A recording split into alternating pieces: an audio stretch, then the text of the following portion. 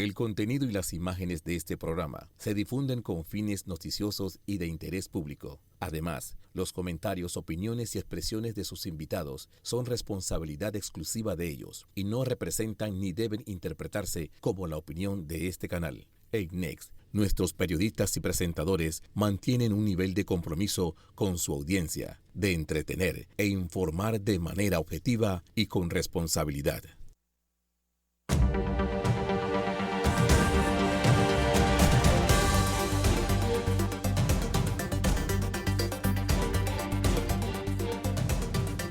Saludos, bienvenidos a otro jueves de Hablando de Frente a las 7:30 de la noche por Canal 21 Next TV. Recuerden que cuando aquí no nos pueden sintonizar, estamos en las redes de YouTube de Vallarino, Panamá y de Next Noticias. Hoy vamos a ir con temas políticos y jurídicos, empezando con la designación que se acaba de hacer sobre Anel Bolo Flores como Contralor General de la Nación, a quien quiero felicitar. Lo conozco, a criterio mío, la mejor designación dentro de las opciones presentadas en la Asamblea. Igualmente hubo la designación del subcontralor y ambos fueron escogidos por 47 votos de la Asamblea Nacional. Nosotros tenemos que estar claros que estamos en una democracia y dentro de esa democracia es la Asamblea quien le toca designar. Hay personas que presentaron a un señor Camargo para Contralor, la bancada Vamos particularmente lo presentó y no tengo nada en contra de las credenciales del señor Camargo, pero todas las bancadas, incluyendo Vamos, incluyendo RM, el PRD, todas las demás, CD, Panamisma, etcétera, tienen que entender que de acuerdo a una constitución nacional, la constitución nacional, lo que dice la normativa panameña es que escoge la Asamblea y escoge por mayoría al Contralor. En este caso, 47 votos de los que están ahí le tocó a Anel Bolo Flores, y yo, que vi la lista entera de los postulados, no encontré alguien que me pudieran hoy decir a mí es mejor designación que él. Él es un empresario, igual que el subcontralor ha trabajado también en la empresa privada, y son personas que creo que saben y conocen muy bien, para poder tener el nivel de éxito que tienen en la empresa privada, lo que es la necesidad de optimizar los recursos.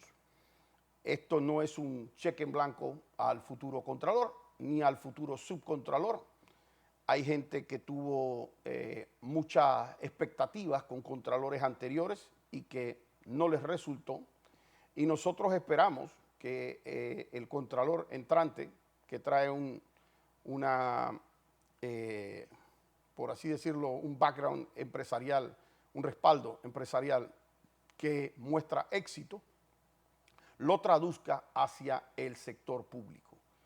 Hay que permitir las inversiones, hay que hacer ágil en los pagos y hay que revisarlos y supervisarlos y fiscalizarlos y ser un buen portero cuando tratan de meter los goles.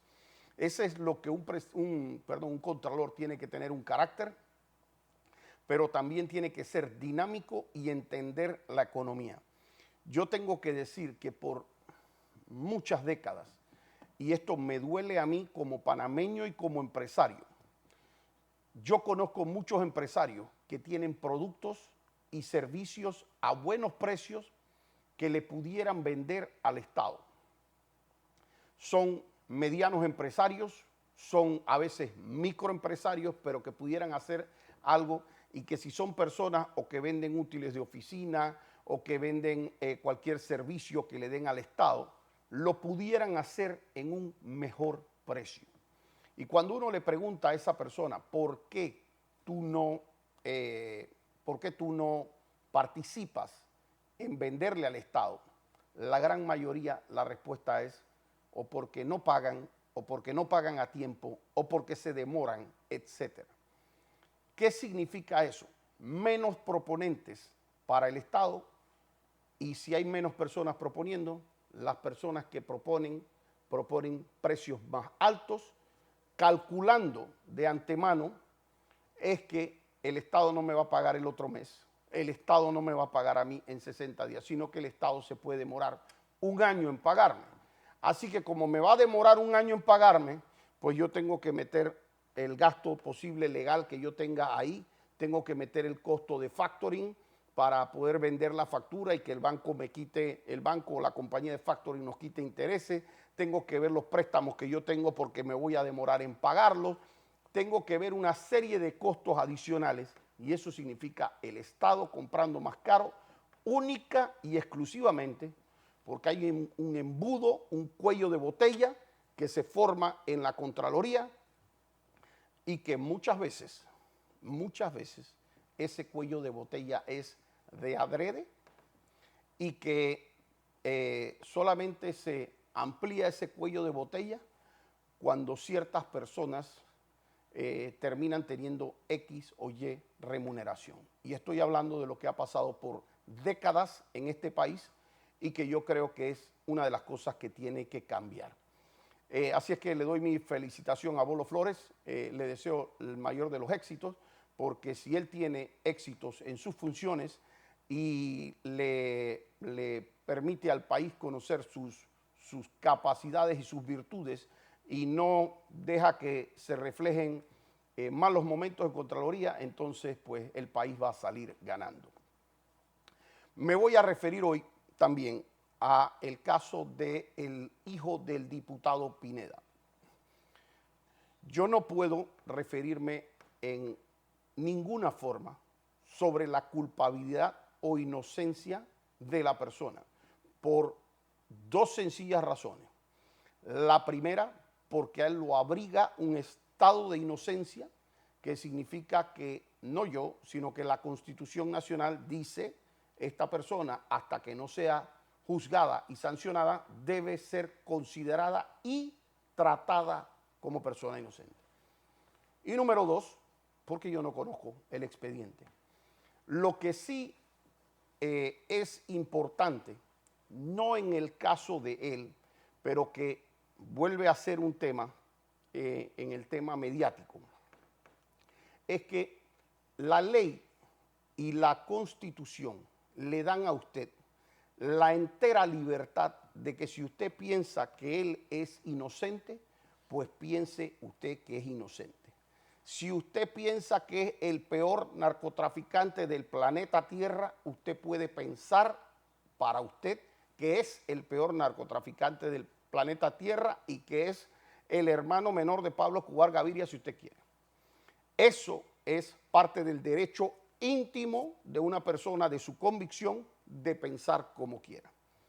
Pero cuando se va a expresar públicamente y cuando hay un tema en el cual estamos hablando de temas de consideraciones mediáticas y usted es un periodista y usted es una persona que no conoce el expediente, usted no es una autoridad que tiene ningún tipo de información sobre lo que está pasando en esas salas de audiencia. Emitir una opinión en cualquiera de los dos sentidos, salir a defender es inocente o salir a defender es culpable o establecer que es culpable, es una irresponsabilidad. Entonces, en estos casos se tiene que dejar que la justicia trabaje.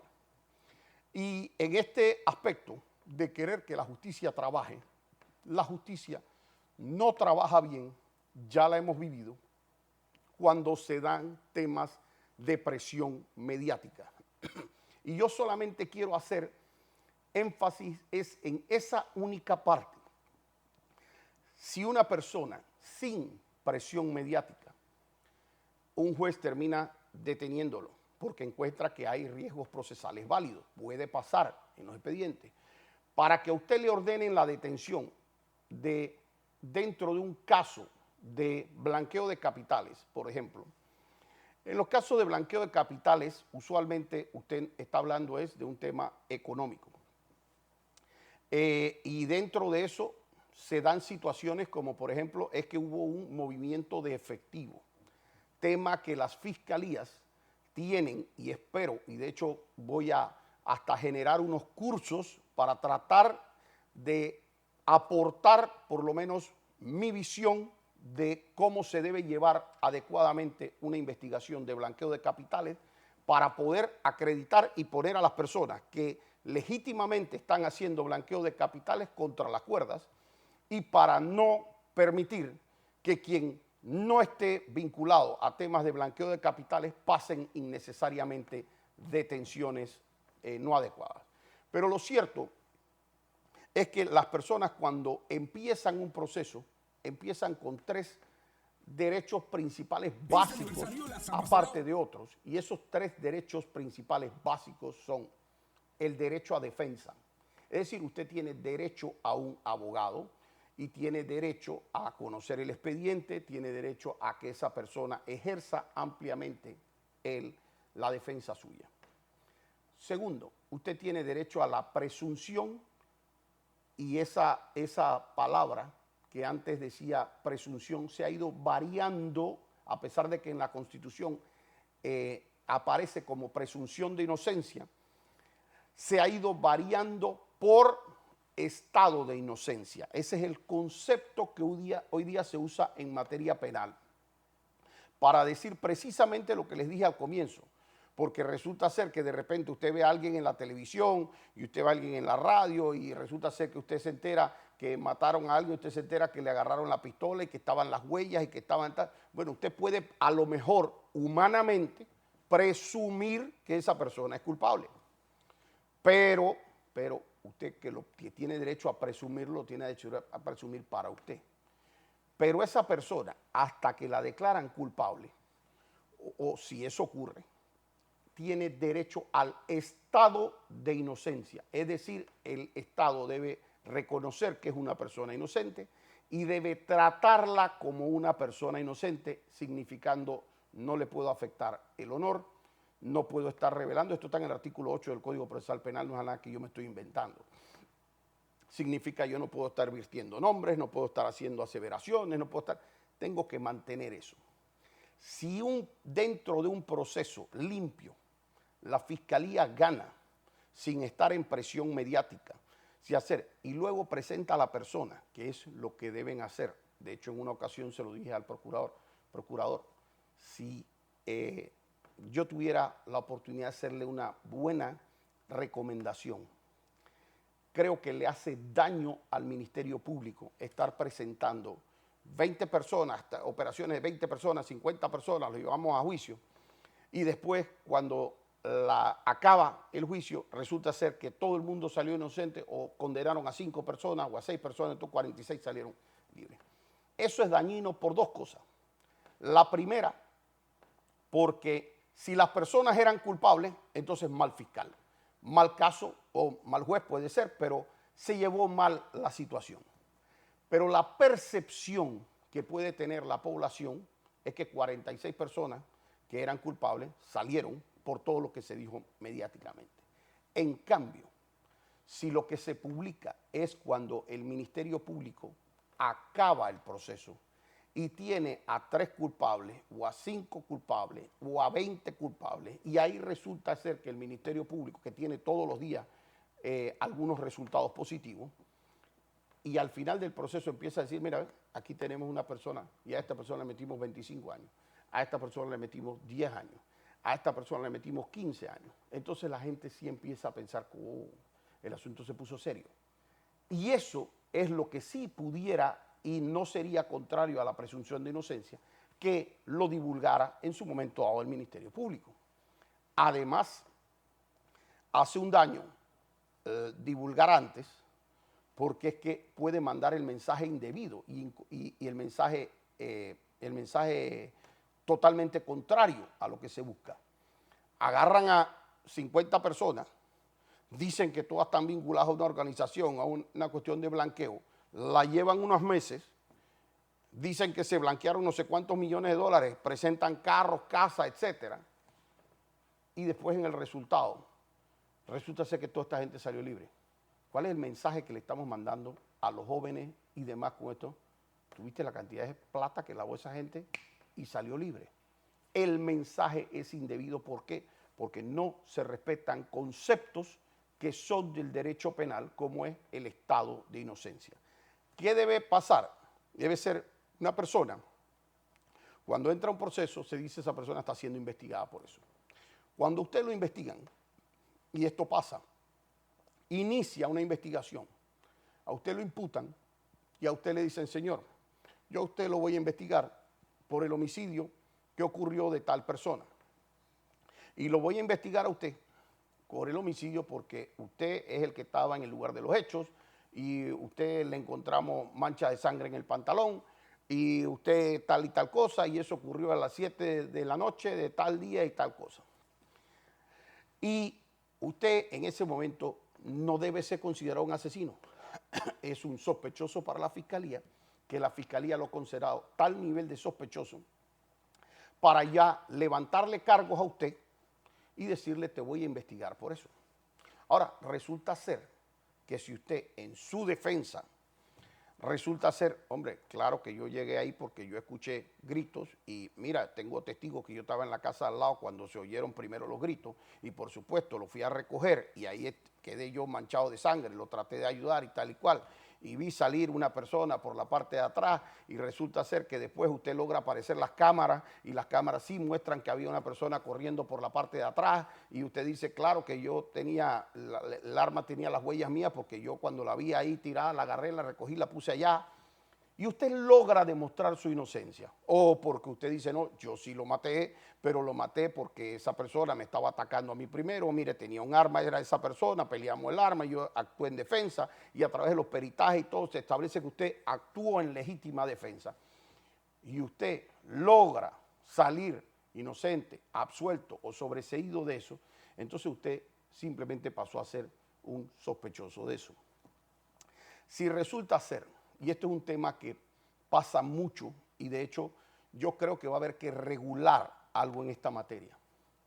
Pasa mucho que una persona lo agarran de repente con $15,000 encima, $20,000 encima, $50,000 encima y inmediatamente la fiscalía dice blanqueo de capitales sin saber de dónde viene la plata. Si la plata es buena, mala, si viene de alguno de los 33 delitos o viene de otro delito o no viene de ningún delito y empieza a decir blanqueo de capitales, vamos a detener a la persona, vamos a hacer este tema.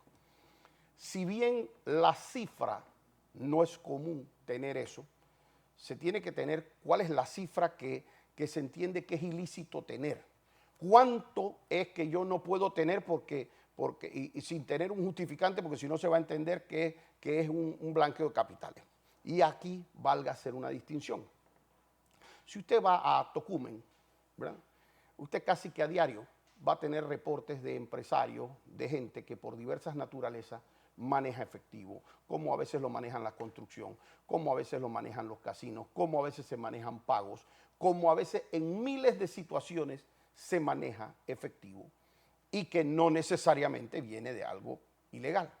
Yo estoy de acuerdo que si lo agarran a usted con un montón de plata, estoy de acuerdo que inmediatamente se abra una investigación si usted no tiene los justificantes de eso. Pero sin que inmediatamente y al día siguiente, sin saber ni siquiera de dónde viene la plata, vengan de una vez las imputaciones, porque esto viene de crimen organizado, viene de narcotráfico, viene de especulación, viene de lo que sea, y se empiezan a inventar una serie de cuentos que después, cuando llegan al proceso, les termina haciendo daño a la fiscalía. Abra su investigación, llame a la persona, intente buscar las explicaciones, intente entender las explicaciones y verifique, porque si a usted le dicen, mire, lo que pasa es que esta persona recibió un pago aquí y mira, esto venía de tal forma, aquí está el justificante que había cambiado un cheque, había hecho tal cosa, tal. Entonces usted no tiene que imputar a la persona, no tiene que hacerla pasar un mal rato, no tiene que detener a la persona porque usted pidió las explicaciones. En ciertos casos existen lo que se llaman riesgos procesales y esos riesgos procesales son el riesgo de la que la persona se fugue y no vaya al proceso o desatienda el proceso. Y ese riesgo, por eso el mayor consejo, cuando usted lo agarran a vincular a un proceso, el mayor consejo va a ser vete inmediatamente, ya una vez que tu abogado por supuesto te lo aconseja y te leyó el expediente, vaya y notifíquele a la fiscalía y dígale a usted en la fiscalía dónde puede ser usted localizado y para qué lo tiene y cuál es el teléfono, el correo y la dirección, etcétera. Cuando lo citen a una audiencia, vaya usted con su abogado a la audiencia, etcétera, porque eso le permite al abogado decirle al juez, señor juez, qué peligro de fuga. A mi cliente no lo habían ni citado, se enteró que había el proceso y ahí estaba en la fiscalía y estuvo, obviamente, ya estaba aportando pruebas, etcétera. El segundo riesgo procesal que hay es un riesgo que se le conoce como peligro de destrucción de pruebas o de evidencia. Y ese peligro de destrucción de pruebas y evidencia es cuando agarran y le dicen, mira, lo que pasa, por ejemplo, es que el tipo es un funcionario y se está hablando de que la persona tiene un cargo de importancia porque es el ministro tal y estamos investigando al ministro tal. Entonces, no hace mucho sentido que ese ministro tenga control de todas las pruebas dentro del ministerio y que pueda afectar la parte probatoria. Y eso puede ser objeto de que apliquen una medida cautelar de mayor rigurosidad. Sin embargo, si por ejemplo usted soluciona ese riesgo procesal con algo tan sencillo como vamos a separarlo del puesto, vamos a que la persona no esté en acceso a eso, entonces tampoco tiene que detener para esos casos. El tercer riesgo procesal es cuando de alguna manera usted puede afectar a terceras personas, etcétera. Por ejemplo, usted está vinculado a un caso de terrorismo, hay antecedentes o formas de que usted es una persona altamente violenta. Puede ocurrir incluso en casos de lesiones personales, homicidios, cuestiones como esas que son temas en donde pueden ser afectados terceras y cuartas personas. Y cuando un juez ve esta valoración, tiene que ir a una última revisión dentro de esto. Ve que hay un riesgo y el riesgo es, mira, es que se puede ir del país porque resulta ser que es extranjero o resulta ser que es tal cosa. Bueno, señor, impedimento de salida del país, entrégueme el pasaporte, se me reporta aquí 1 o 2 veces a la semana si usted lo necesita mucho durante el proceso. Hay hasta tema de brazalete electrónico si quiere. Si es muy excesivo, prefiero que esté en domicilio guardado. Hay múltiples medidas que un juez tiene que ir diciendo en su mente. Tengo una persona que tiene un estado de inocencia, significa tratarla como inocente. Como yo, como juez, trato de tener a la persona el acceso, sí, del expediente, de que no me pueda afectar las pruebas, perfecto, y de que no pueda dañarme a terceras personas porque son situaciones que pueden haber en riesgo en ciertos casos. Y yo de repente, juez, digo, bueno, el delito no es que me va a afectar de repente a terceras personas, no es ese tipo de circunstancia, porque lo que yo estoy averiguando aquí es una falsedad, por decir algo. Entonces, no es un delito violento como tal, no se me ha reportado aquí que haya pasado nada sobre testigos ni nada sobre esto. También yo puedo decir, mira, ya aquí ya están las pruebas, ya está la escritura en el expediente, ya se hicieron los peritajes grafotécnicos, ya rindieron los testigos. ¿Qué riesgo de pruebas va a haber? Tampoco hay riesgo para las pruebas.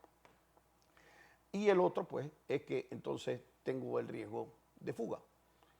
Pero digo, la persona ha estado viniendo voluntariamente.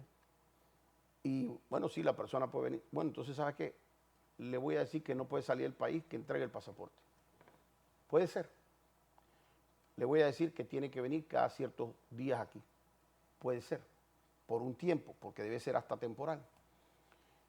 Y si yo veo demasiado riesgo, esto es un tema que de verdad merece debate de la Academia Penal, porque yo creo que los jueces, muchos, no han entendido el concepto de la fianza. Y oigo todavía jueces decir, lo que pasa es que no se da la fianza porque hay un riesgo de fuga. Y uno se queda así pensando, tratando de entender, porque la fianza se hizo precisamente para los casos en donde hay peligro de fuga. Si usted no tendría ningún peligro de fuga, no le tienen que pedir fianza. Si usted no tiene ningún peligro de que usted no vaya a pagar una obligación, nadie le va a pedir ni fiador ni fianza. Ya eso tiene una garantía. Pero cuando hay un riesgo de que la persona se fugue, la forma en que yo matizo ese riesgo de fuga es ponerle una fianza. ¿Qué significa la fianza? Ponme plata a cambio, ¿verdad? Ponme una garantía de que si tú te vas, tú pierdes esa plata.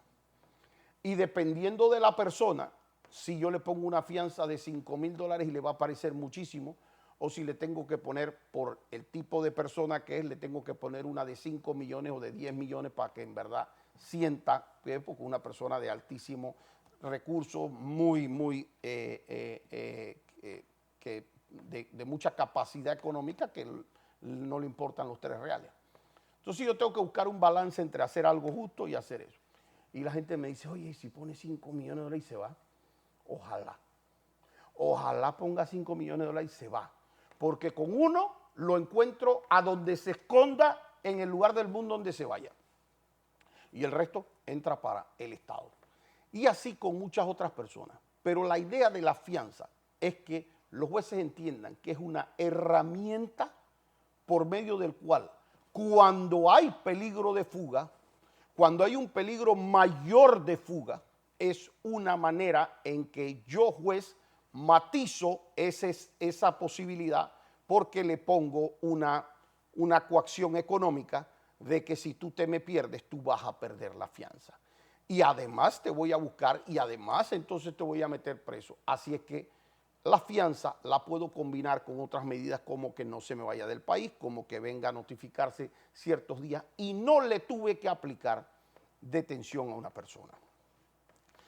Cuando nosotros entendamos este concepto, la justicia va a funcionar de una manera más tranquila. ¿Qué significa más tranquila? Es que lo que pasa es que a mí me acusaron de blanqueo de capitales, o ni siquiera acusaron, me imputaron de blanqueo de capitales, porque resulta ser que vieron un pago que me hicieron de tanta plata. Yo tengo el derecho de ir con mi legítimo derecho de defensa, a que mis abogados, o en mi caso siendo abogado, de aportar mis justificaciones de eso. Yo tengo todo el derecho de justificar por qué motivo yo considero que soy inocente. Y entonces las fiscalías, que también deberían hacerlo, es una buena práctica, las veces que se equivocaron o las veces que se equivocan, en buena lid y actuando de manera leal, debería un fiscal, o pueden hacerlo hasta con un comunicado, ¿no? La fiscalía reconoce que tal persona, es como un tema de caballerosidad. La fiscalía reconoce que los indicios iniciales que se dieron en contra del licenciado tal que estábamos investigando resultaron que no acreditaron ni una conducta delictiva, ni una vinculación de la persona o lo que sea. Por ende, no se le levantarán cargos a tal persona o no se han levantado cargos a tal persona. Eso serviría para tanto, porque cuando aquí le hacen un caso a alguien de blanqueo de capitales, normalmente mandan una serie de cartas a un montón de bancos. Y los bancos, que no les interesa mucho, agarran y antes de que se dé la investigación, antes de que culpen a la persona, le dicen, ciérrale la cuenta, ciérrale la cuenta, ciérrale la cuenta, debe la casa, ¿cómo se llama? Cancélale la hipoteca y dile que tiene que pagarte de una vez la casa. Y generan, una serie de problemas económicos, aun cuando la persona en un momento dado sale inocente. Y yo no les puedo decir a ustedes cuántas veces eso ocurre. Entonces, dentro de ese hay un tercer derecho, que es el derecho al juicio previo. ¿Para qué es el juicio previo? Cuando usted lee la Constitución suena súper bonito cuando dice toda persona tiene derecho a un juicio previo. Toda persona acusada de un delito tiene derecho a un juicio previo. ¿Y para qué es el juicio previo? Para decidir si usted debe ir a pagar a prisión o usted no debe pagar a prisión. Es decir, si usted es culpable o inocente. Entonces, agarrar y meter a alguien preso antes del juicio, tiene que entender todos los jueces que tiene que ser la absoluta excepción cuando todo lo demás que usted trató, todo lo demás que usted trató, mira, había peligro de fuga, había peligro para las pruebas, había peligro para las personas, no tengo manera de que la persona de tenerla arraigada al proceso, existe un riesgo real para las pruebas o no puede terminar siendo daño a una persona, no tengo manera de controlar eso, bueno, ni modo, la detención provisional. Pues. Estamos ante un delito gravísimo, homicidio, terrorismo, etcétera, etcétera, etcétera. Entonces usted ahí es donde el juez, luego de hacer esa valoración en la cabeza, es cuando de verdad el juez debe decir, bueno, ni modo, una detención provisional. E incluso instar al fiscal, porque en esos casos también se pueden equivocar, instar al fiscal, señor fiscal, rapidito por favor, investigue rápido, que tenemos a una persona que se le está aplicando el castigo antes de decidir si es culpable o inocente. Porque es que el juicio previo o el derecho al juicio previo no tiene ningún sentido ese derecho al juicio previo si usted va a tener a la persona 3, 4 años guardada y cuando pase los 3, 4 años, entonces usted le va a decir, ay, salió inocente, fíjate, qué lástima. Porque eso es lo que Panamá no puede seguir permitiendo. Yo, con el licenciado Carlos Carrillo, coordinador del equipo de defensa, fuimos el día de ayer a presentar un recurso de inconstitucionalidad sobre el tema relacionado al expresidente Ricardo Martinelli. Nuestra intención es tratar de que de una vez por todas se reconozca que a Ricardo Martinelli se le violentaron algunos derechos importantísimos, inalienables, en juicio, que no le permiten precisamente el uso de esos 3 derechos como tal. El derecho a la legítima defensa, cuando usted lo acusan de algo, usted tiene derecho a un abogado. Y usted quiere que su abogado vaya a juicio, y aquí quiero usar la lógica con cualquiera persona, no tiene que ser abogado. Usted dice, voy a juicio con mi abogado, ¿y usted qué quiere que su abogado haga en juicio?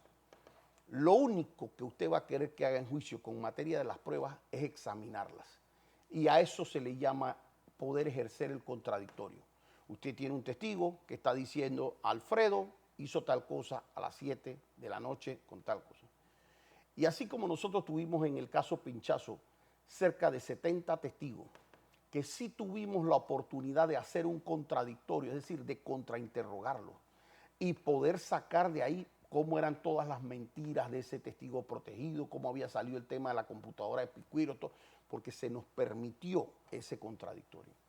Si usted le van a permitir ir con abogado a juicio, pero no le van a permitir que su abogado le pregunte a los testigos, a usted le están limitando el derecho a la defensa.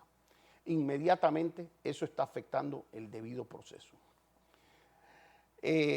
Usted no está teniendo derecho a un juicio previo porque ese juicio no cumple con las formalidades de un juicio como tal, un juicio público oral que permita el contradictorio.